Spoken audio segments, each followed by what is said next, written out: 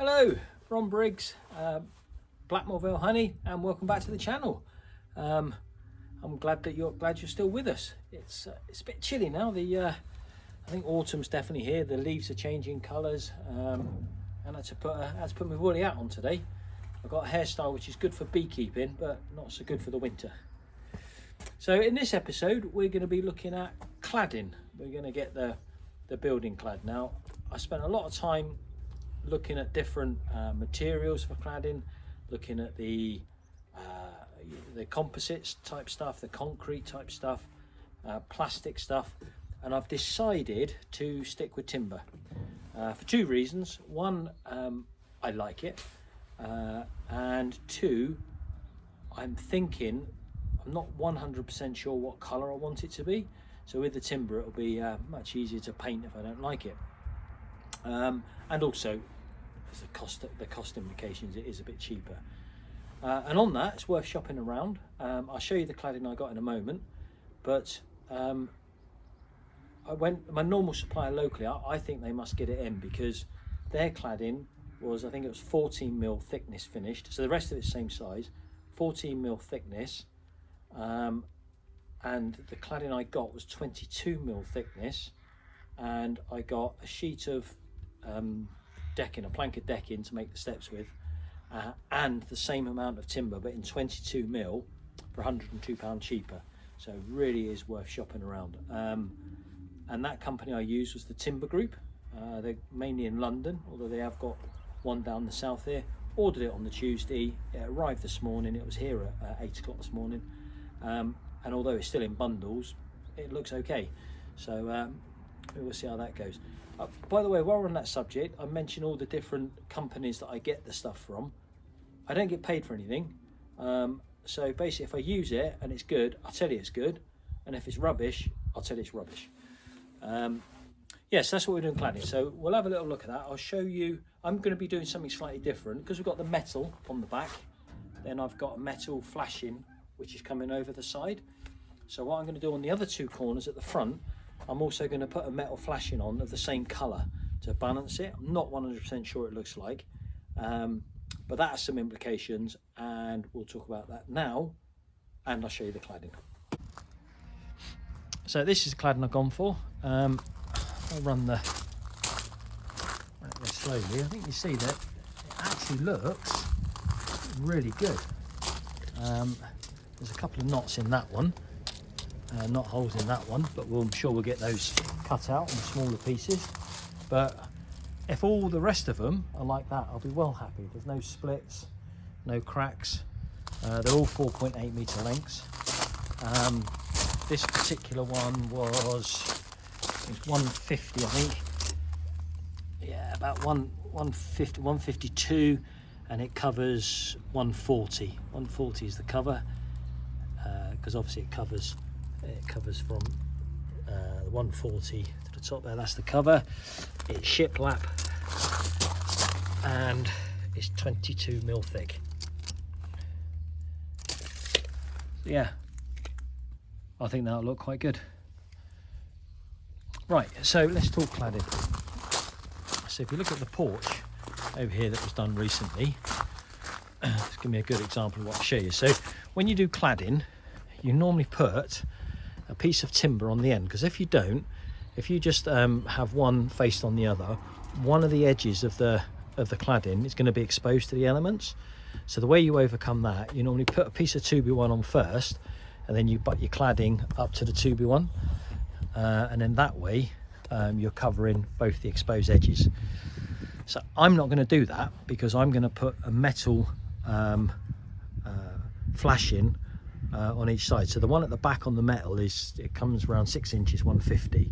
So I'm going to put metal flashing on 150 by 150, and if I put it onto this, it won't sit right.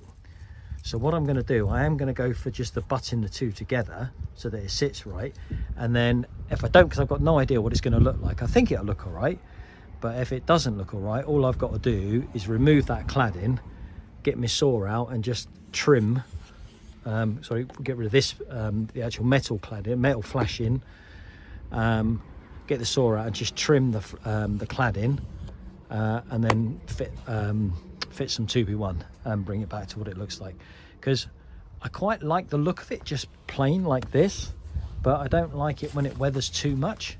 So I think what I'm going to do is I'm going to leave it for a year or so till it weathers down, and then I'm going to paint it. And what I quite like the idea of, and going with the timber, is that if I want to, I can paint it a different colour every year, so as opposed to staining it. So that's what we're going to do. Okay, so let's talk about how we actually install cladding and what we should do to it. So this is my my workshop. This was the first thing that I clad when we moved in, sort of like 12 years ago. The cladding had really seen better days that was on this workshop, so I reclad it. So I did my homework, and the cladding arrived and I installed it, and what I was looking at then and researching, it said to leave a 3mm space between the cladding to allow for it to expand. So that's what I did. The problem is it shrunk too much, and so what we had here was it actually came you can see that actually shrunk too much, so that's actually now, this piece is not now overlapping this piece, and that's happened like that in a couple of places.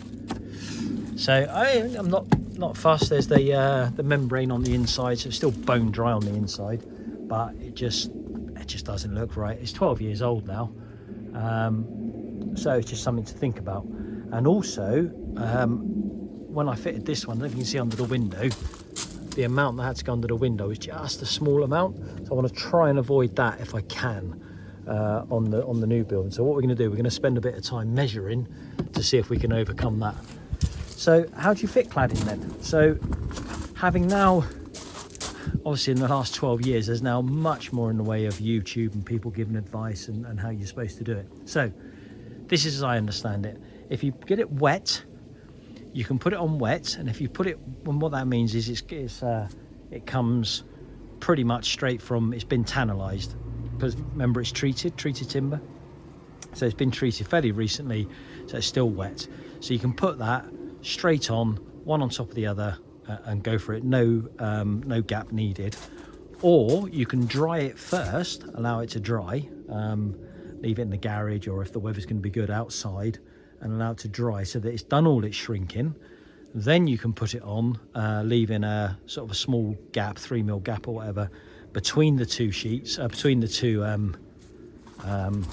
pieces, to allow for it to expand and contract. And it does, you know, in throughout the year it will expand and contract. So that's your two options. So I'm going for option one. I'm going to put it on wet, because if you allow it to dry, it starts to warp and twist, and it just gets a bit more difficult to get it looking right, get it in, get it straight.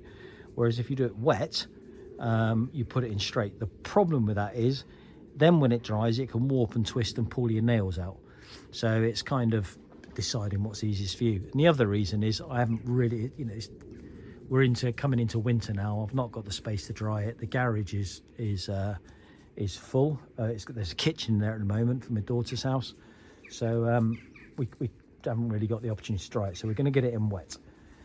So the first thing I'm going to do on the new building is I'm going to get a piece of timber, sort of 2.4 meter timber, and I'm going to measure that or mark that at every 140, which is the cover, and I'll put that up against the building, and we can have a look at what it looks like to see where we're going to start. So that's what we'll do now. Well, we're almost ready to start cutting some timber. We've spent some time, we've done some measuring. Before I do that, I don't know if we spoke about insect mesh. Now, because this is going to be a food preparation area, you really need to think about the insects that are going to be getting out, especially when it comes to the honey. You're going to have the bees and the wasps and all sorts. So I've put insect mesh down on the bottom there. You see that is now ready, so that when the cladding goes on the other side, that will the bottom will prevent insects from getting up inside that way. Now right on the top in the ridge, I don't think I showed you when I put it on because it was too windy, but you'll see that on a couple of YouTube videos I've watched, they fill all that up with expanding foam. But to me, I thought the whole idea was the roof needs to breathe and that the air had to come away. It comes out of there, so it goes in through here and then comes out through the ridge or in through the bottom and up and out. So anyway, I put insect mesh right the way along there, and that's a little tricky. I couldn't find a product, I'm sure somebody will tell me if there is one, that actually sits in there. So I just used insect mesh and sort of wound it around as I went to stop them going. I've also got to get some insect mesh in here, but I've seen a product which I'm probably going to use for that, which is like scrumpled up meshing, and you just push that in, probably from the inside. The top of this won't need it because the cladding's going right up to it, and then once that's up I will put some soffit vents in along the soffits. Don't know how much room I'm going to have, so it might be just a case of drilling a few holes along the way there, but obviously small enough that the insects can't get in, or putting some mesh on there or something. So anyway, insect mesh is done. I've measured up where the cladding's going to go. Now interestingly, the cladding that I've got has already started to dry, so it's not all at 142. I've got 142, 141, 139. They're all slightly different. So what I've decided to do is, obviously some of it's drying for expanding and everything else, I'm just going to go straight for a 140, which is what the gap is, 140, and we'll go from there and see how it goes.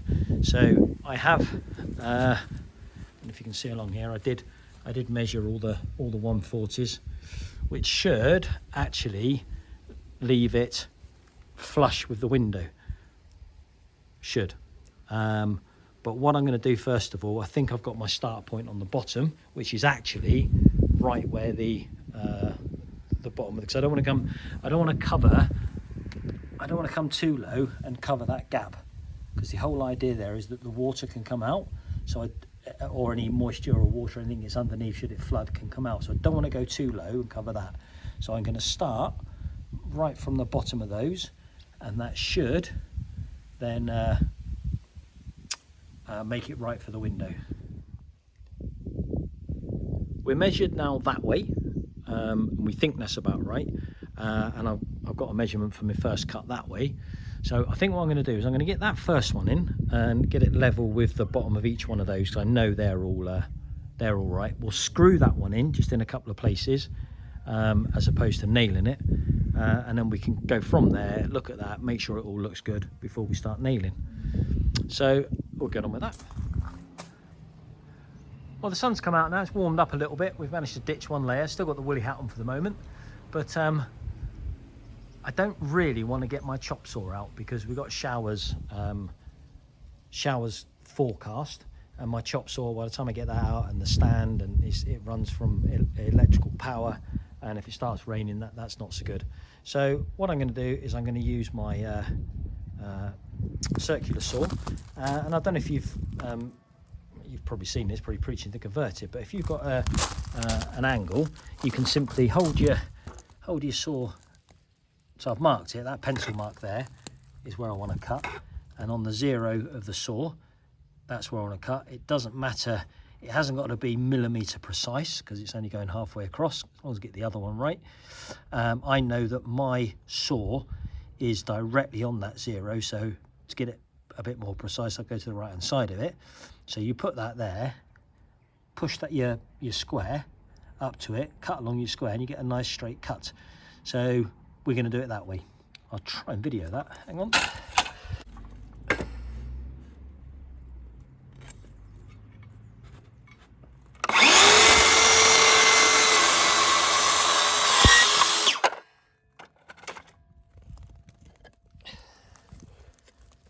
There you go. That's giving me a nice straight cut. Simple as that. The first 2 runs are now on. Albeit they're just being held at the moment with 3 screws on each, and we're just taking loads of measurements, obviously with the wood twisted and the way things are drying, just to get everything well, looking right by eye, and actually, if possible, level. And actually both of those are level, and we're not too bad actually. We've got a 2mm difference between that end and that end. 2 millimeters. 2 millimeters taller that end, so we can lose that easily. So what I've done is I've cut a piece of timber. The other thing was I measured a load of these, and where some have dried and some haven't, we're at a difference of sort of between 136 and 141. So we've got a 5 mil difference over all of them, where some have dried. So what I've done, I've cut a piece of timber exactly 139, because obviously some are dried, some are not. So yeah, we'll see how this goes. And then all I have to do with this is hold that on top of the last piece of when I've done it, and we get a pencil line drawn on the top, and that should be the height of where the next one is. So that should take up any twisting as we go. And what this will allow me to do is just keep an eye on things as we go up. And I'm happy where the joins are. And actually, if I come in this way, albeit only just clips on, is exactly 4.8 meters. So a whole sheet with no waste. So that's quite cool. But obviously there's only going to be a couple until we get to the window, and then it'll just be each side. So that's it. So it's just a case of repeating and putting them on now. But now we'll switch to the nail gun. I'm still going with my first fix nail gun, but I've got the ability to turn that right down so it's not as aggressive, even if it means the nails don't quite go in, because I can always just knock them in with a hammer if I need to. But the only difference is I've gone for 50 mil galvanized. So 22, that's 22 mil, 50 mil is about what we need to do. And I've gone for galvanized, obviously, to prevent them rusting. Another good thing about if you're going to put it on wet, your cladding, is if you put it on dry, it's highly likely when you get to the joins and the ends there, if you try driving nails in there, that the timber's going to split. So then what you're better off doing is just drilling little pilot holes to prevent that happening. You don't need to worry about that when it's wet. So that's another good reason for putting your cladding on whilst it's wet. So yeah, just get on and fill the side up.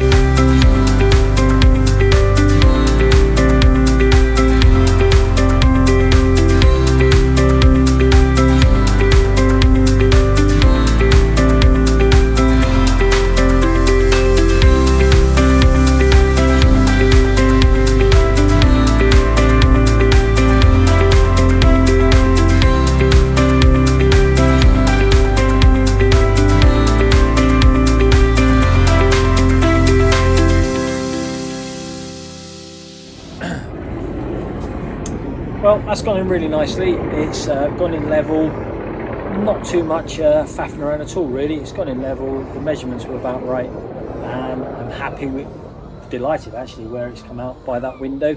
So you just slipped under there, means I can get a bead of silicone in there, so I'm really happy with that.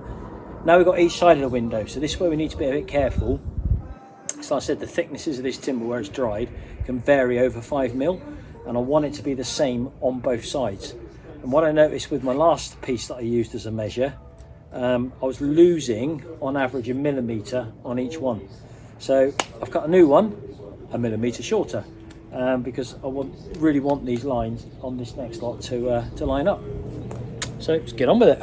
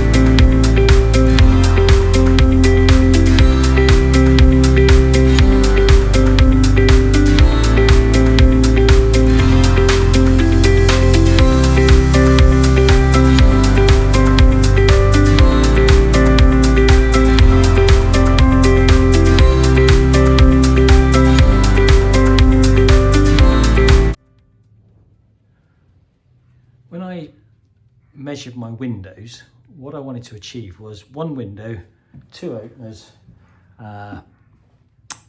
and as much light as I could possibly get from that. So on the working out, I've allowed 600 over that side because that's where worktops are going. The door's going in there with some more units going along here. So that's where we decided to have it sitting. I've allowed for, if you think the average height of a worktop is about 900. So from the floor to the bottom of the window is just over, it's 105, 1050 millimeters. So I had the 900, then space for some plug sockets, and then the window started. And then I wanted as much light as I could, so I went as high up as I could. That has caused me a little bit of a problem on the outside.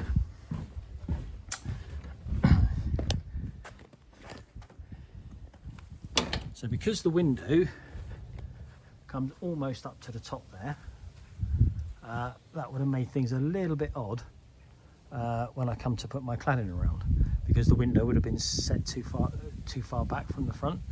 So anyway, I think I've managed to overcome that. What I've done, I don't know if you can see, just put a strip of timber, an extra strip of timber along the top there, which just comes down to where the actual the end of the frame, the top of the frame. And then what I'm going to do, I'm going to make that's about 15 mil. So then I'm going to do 20 mil of cladding over the top of that. And then when I have my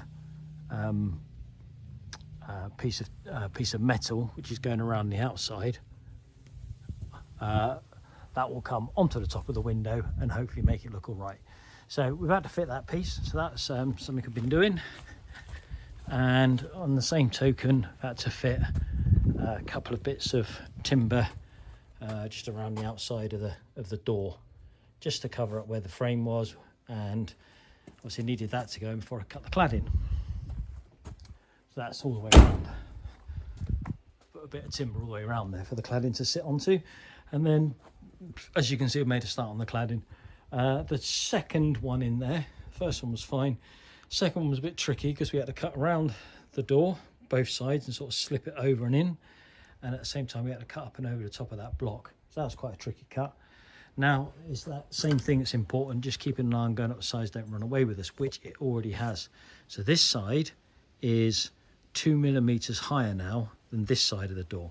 That's fine, I can work with that. We can get that out. I can't push this down anymore because I'm lining these up with the top of the cladding, so it looks right when it goes around the corner. So I can't push those down anymore, and I can't, that's the other way around, so I can't push those down anymore, and I can't push those up anymore. So what I need to do is just, like we said before, where some of the timbers are drying, I just need to make sure now I get the right size timber to go in to level it all up again. And you need to keep an eye on that, because only 2 millimeters now, but by the time I got there, we could have been a whole 10, 11 mil out, and went round the top of the door would have looked odd.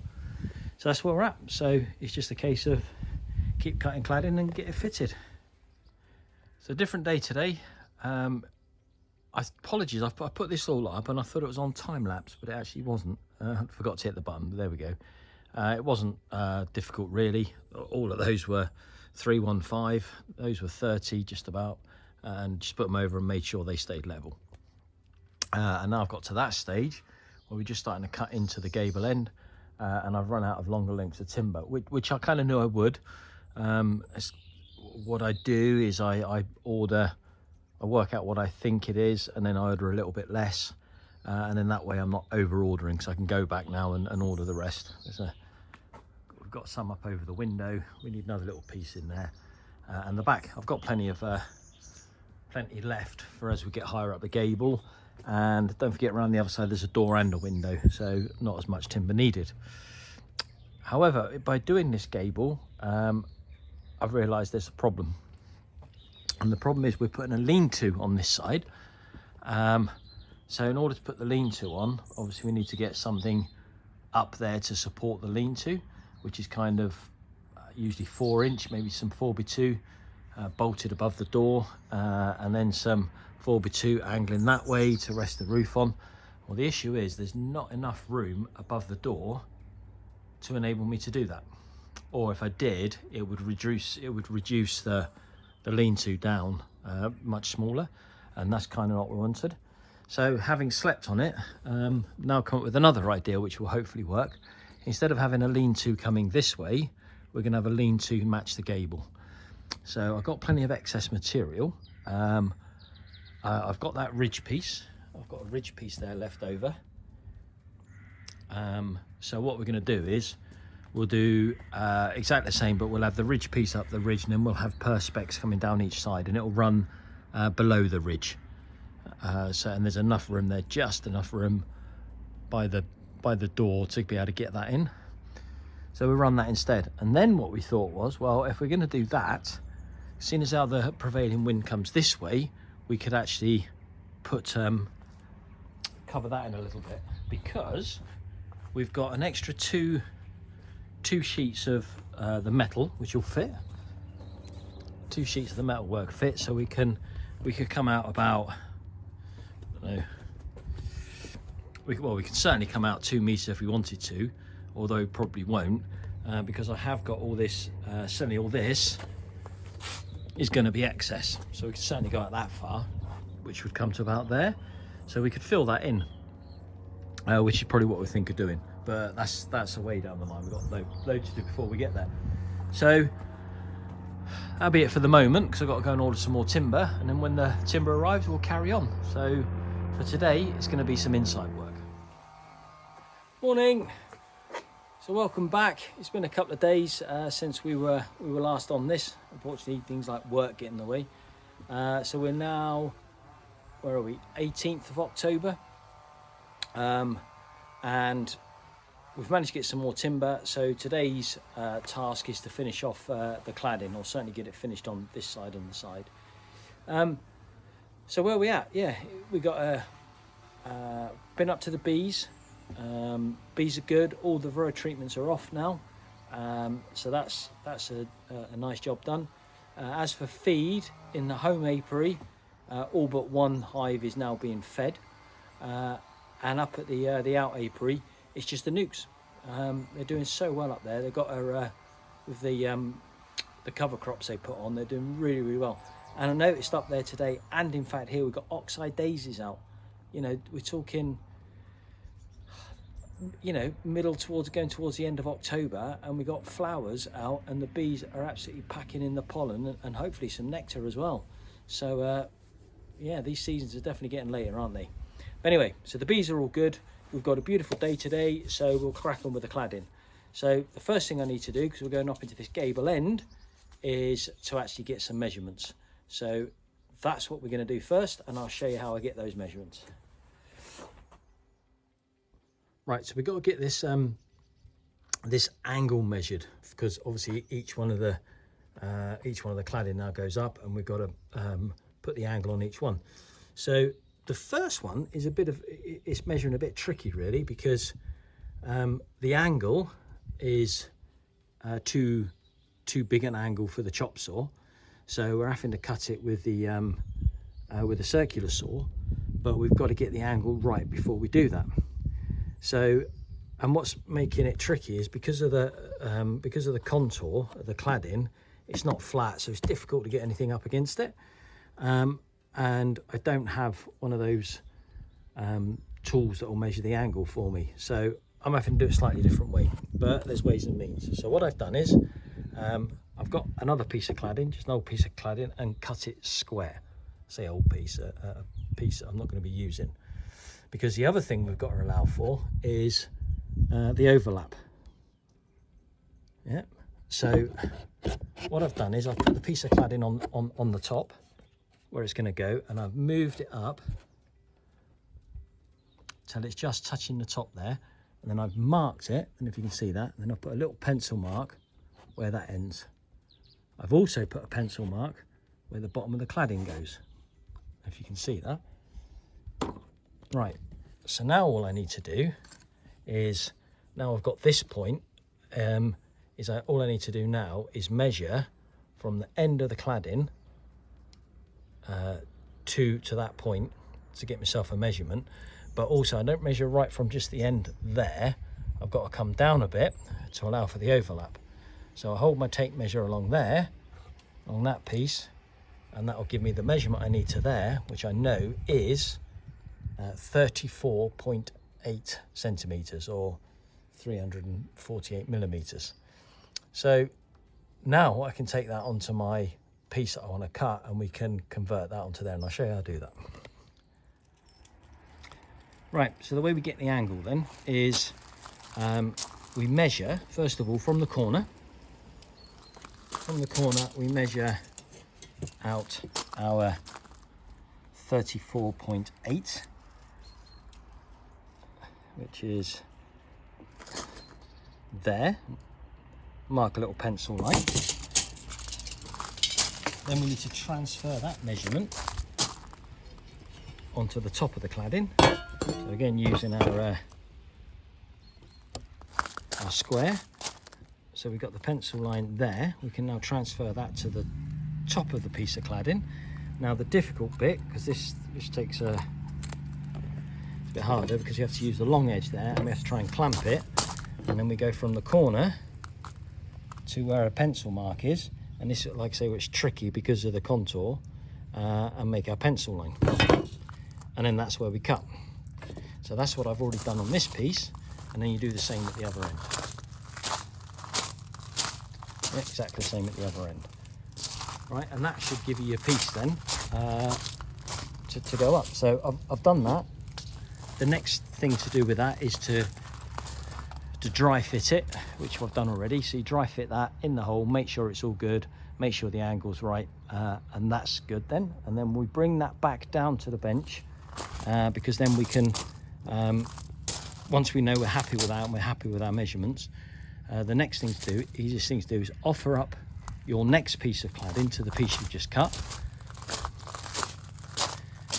Make sure it sits right, and then all you've got to simply do is put your mark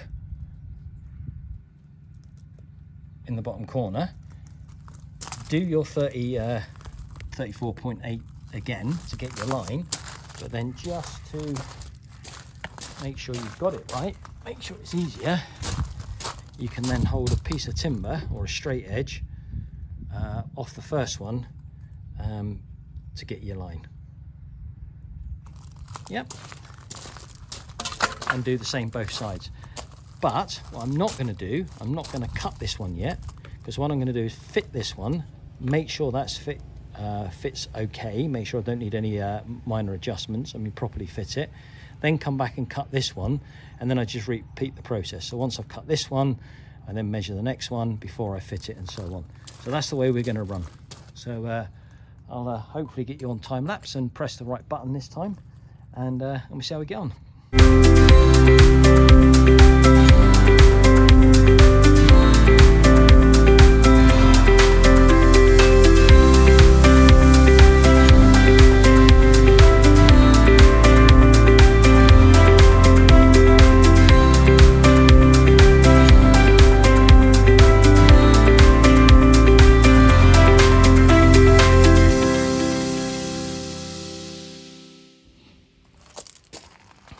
If you're like me, over night time you're watching lots of YouTube videos, all the beekeeping ones, and for me at the moment it's all the building sheds and garden rooms, etc., trying to get ideas of what I'm doing, and I come across this one, which I'm quite impressed with.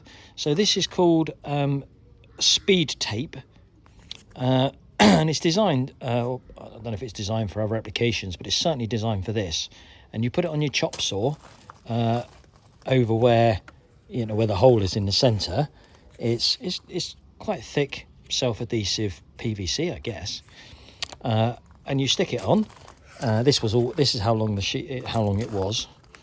I had to angle it a little bit for mine, but you put it on there, drop your chop saw down into it, and it gives you zero clearance. And what it does, it helps prevent tear out on the bottom. And this is quite an old blade now that I'm still using, because it's only for this treated cladding and stuff, so it doesn't have to be precise. I'm not making furniture or anything from it. And I don't know if you can see that, and that is fairly clean edge. So this one. There's a bit of tear out on the end. That's probably because of the old blade. But yeah, nice, gives you a nice clean cut. And of course, the other beauty about it is it stops all the bits of, you know, when you're doing the little cuts, falling down into the, all falling down into the gap there.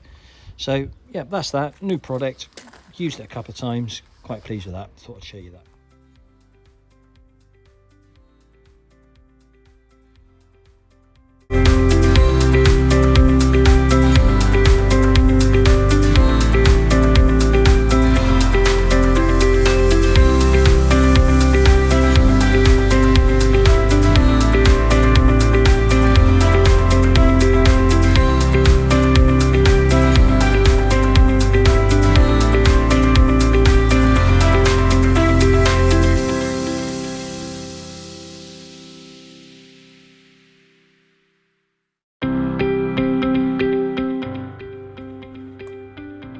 Gable end finished.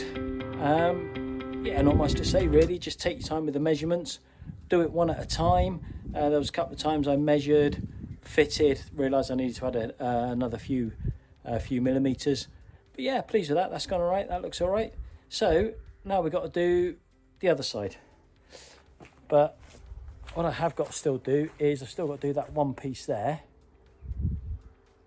But I'm going to leave that just for the moment, just in case I run out of timber again, because I'd much rather be up the side here and using as much timber as I can. And if it's need be, I can just get one piece. However, before we clad this side, we've got to cut this door out and get it framed, which is going to be the next thing we do. Not a lot of difference really to the other doors. The only difference with this one is I'm making this door, and I'll show you that one as we go.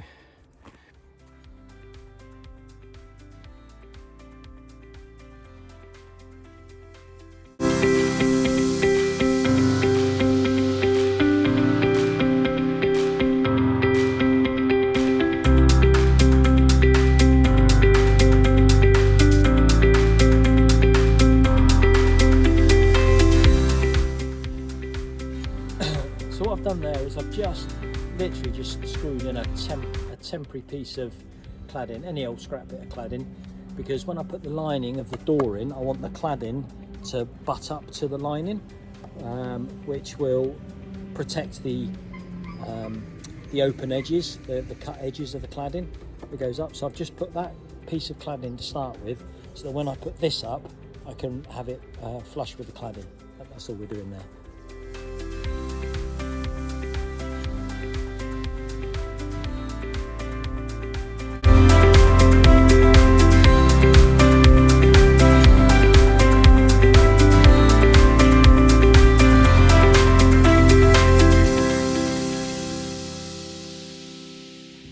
So the last time we was doing some cladding, I had you on time lapse, and then the battery has always run out. So let's see where we're at today. So as you can see, the cladding's finished. So the project for this afternoon is to make the door, so we don't have to put a temporary one on it. The door is all nice and square, so it's just a case of getting on and making it. And then if we have got time, we'll put some of those trims on each end. But we're going to concentrate on the door, and that's what we're going to do this afternoon. So if you want to make a door for your shed, or in this case it's going to be the potting shed, workshop, a nice simple door that's not going to warp on you, then this is how you can do it. This is an option. So all I've done is I've measured my hole over there, exactly what that is. It's 730 millimeters by just shy of 200 millimeters. Then I've cut my two lengths exactly the height that I want it, and then I've cut my three middle ones the width I want it, so 730 minus two of those. And then all I've done is laid those out and attached a sheet of OSB to it. That's going to be my inside. Now if you're looking at that and thinking, oh, he's put the CLS on the wrong way round because there's more strength that way than what there is that way. No, this is the right way round, because this is going to do is stop the door from twisting. Yeah, and because we've got the OSB sheet attached to it, that's going to stop it moving up and down as well. So as simple as that. What I'm going to do with this now is I'm going to put that in the hole with spaces around it, and then what I'm going to do is I'm actually going to screw the door to start with from the inside, get a long screw, a couple of screws, and screw it to exactly where it needs to be in the hole over there. And then I'm going to put cladding on from the outside, but because this is then going to be screwed and secured, I can get the cladding in exactly the right place. So that's what we're going to do now. So we've got the door in place.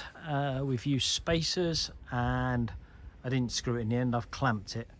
And then what I intend to do now is attach the cladding to the outside, going in the same direction. So if you look at it from a distance, it'll look like just one wall, which kind of might add to security a little bit, I suppose. We'll put 3 hinges on that side, and just a little latch on that side.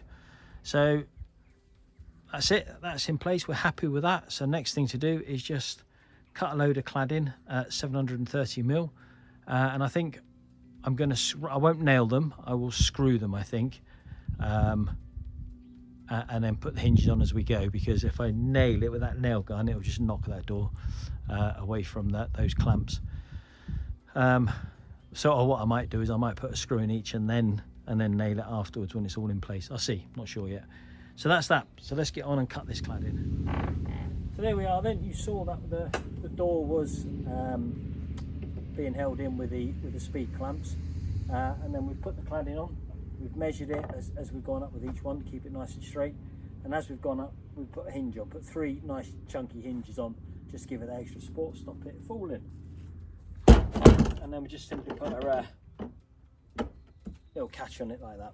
So that's it then. So that's all the cladding finished. The door's been made, and I don't know if you've noticed, we've now got the trim on each side as well. Now that, so you can see the other side. So that's what I was a bit worried about. Do you remember I told you when we butted the 2 pieces of timber up together, normally you have a piece of another piece of maybe 2x1 in there to butt the edges up to, but I deliberately didn't do that because I wanted some metal trim in.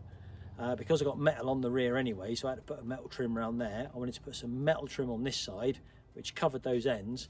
I was just a bit worried about what it looked like, but I did it in such a way that if I needed to, I could revert to the timber. But actually, it's even better than I thought it was going to be. Really, really pleased with that. And when we get the 2 on the other side, once we've done the covered area, I just think it'll look great. Now I'm in a position, I'm also going to be ordering some trim, same stuff in the slate blue, to go around the windows, some much smaller stuff. It's going to go around the 2 windows and the door on the other side. But what I think I'm going to do, I'm going to order a strip for this side first, just so I'm completely happy with the sizes, and then order for the rest of them. Yeah, so that's it. That's all the cladding finished. Thanks for watching. I hope you've got something from it. I'm hoping you're enjoying this series. Got a little bit of work to do inside just to finish insulating and putting those ceiling boards up, and then the next video is going to be the electricery. So stay tuned for that, and I'll see you on the next one. Thanks very much.